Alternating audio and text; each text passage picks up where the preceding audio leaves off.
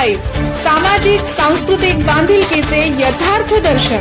सिल्लोड तालुक्यातील पाणी टंचाईची आढावा बैठक। सिल्लोड तालुक्यातील सद्यस्थिती व संभाव्य पाणी टंचाईच्या पार्श्वभूमीवर आढावा बैठक सिल्लोड पंचायत समिती कार्यालयाच्या आवारात संपन्न झाली। आमदार अब्दुल सत्तार यांच्या अध्यक्षतेखाली व पाणी टंचाईच्या विविध विषयांवर चर्चा करण्यात आली। तालुक्यात 130 गावांपैकी 13 ग्रामपंचायत कार्यालयाने टँकरसाठी प्रस्ताव सादर केले असून 23 ग्रामपंचायतने विहिरी अधिग्रहणासाठी प्रस्ताव दिले आहेत। पाणी टंचाई लक्षात घेता पिण्याच्या पाण्यासाठी तसेच रोजगार हमी योजनेच्या माध्यमातून मजुरांच्या हाताला काम देण्यासाठी प्रभावी उपाययोजना करा असे निर्देश आमदार अब्दुल सत्तार यांनी दिले।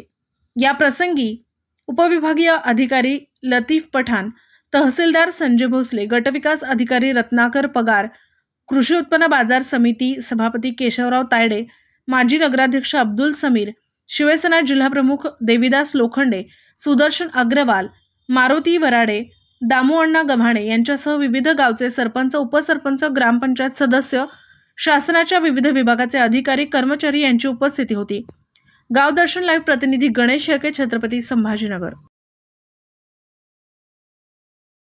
मध्ये खरं म्हणजे पिण्याच्या पाण्यापासून तर मजुराच्या हाताला कामापर्यंत आम्ही सर्व सविस्तर चर्चा आपल्या तालुक्याचे एसडीएम, तहसीलदार साहेब आणि बीडीओ साहेब, सर्व सन्माननीय सरपंच, ग्रामसेवक, तलाठी आणि सरकारी यंत्रणा या सर्वांना आम्ही जे कामं दिली त्या कामाच्या जबाबदाऱ्या दिल्या।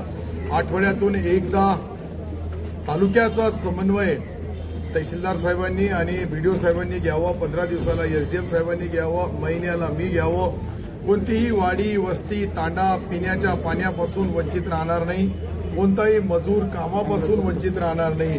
याच्यासाठी आज खरं म्हणजे गाळ काढण्यापासून तर मजुराच्या हाताला कामापर्यंत ग्रामीण भागामध्ये पिण्याचा पाणी ज्या ठिकाणी टँकर लागेल त्या ठिकाणी टँकर देण्यात येईल। या सर्व गोष्टी आज आम्ही ठरवल्याच। या 5 तासापासून सातत्याने ही चर्चा सुरू होती आणि या चर्चेमध्ये आता पुढची जी टंचाईचा जो काळ आहे यामध्ये सर्व अधिकाऱ्यांनी आपला हेडक्वार्टर सोडू नये, कर्मचाऱ्यांनी दिलेल्या आदेशाचा पालन करावं। शासनाचा नियमाचा मुख्यमंत्री महोदयांनी उपमुख्यमंत्री महोदयांनी जे 100 दिवसाचा कार्यकाळ दिला होता त्यामध्ये अनेक महसुली निर्णय घेण्यात आले, ग्रामविकास खात्याचे काही घेण्यात आले, कृषी विभागाचे घेण्यात आले। या सर्व निर्णयाची अंमलबजावणी तात्काळ करावी असे आदेश आजच्या या मीटिंगमध्ये देण्यात आले।